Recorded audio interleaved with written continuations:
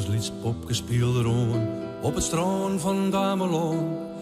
Van een schip ook ooit on een redding stond een versboom. Hij hier de warme zeelik als hij met me schoor wegvielt en raasde ont een jutterum op het strand voel. Het Ameland bekommeren om een jutter, die het leven van de zee de wind haar strijd.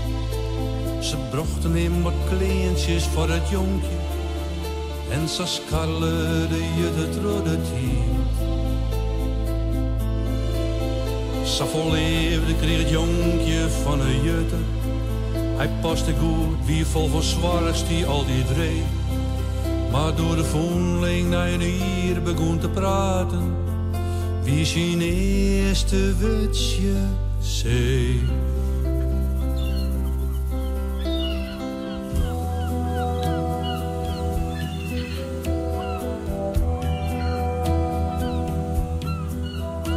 Op het strand van Gameland wachtte de voeling jarenlang.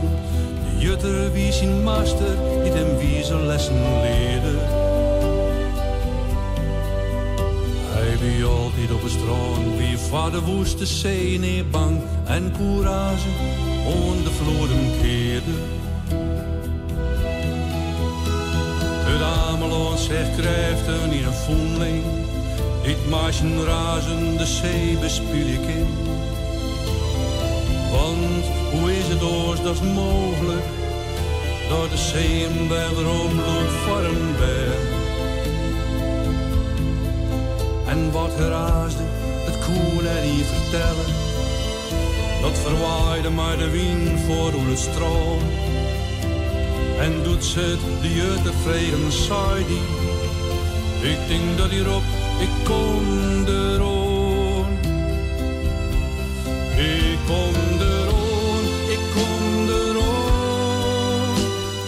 Leven, zee, mooi stroom. Ik kom eroon.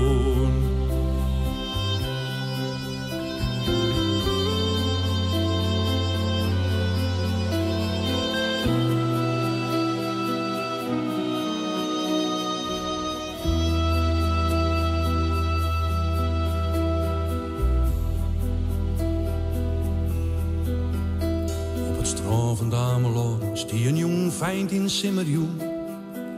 Hij zei geen wut, maar stroop de stade hoorn zijn kleen uit.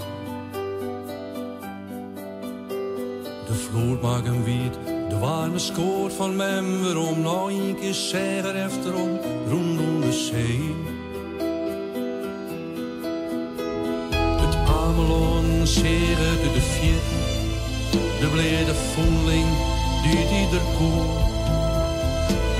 Ze hinderen boppen op het dun verzamelen, die jutter goelde dat er wat gebeuren zou.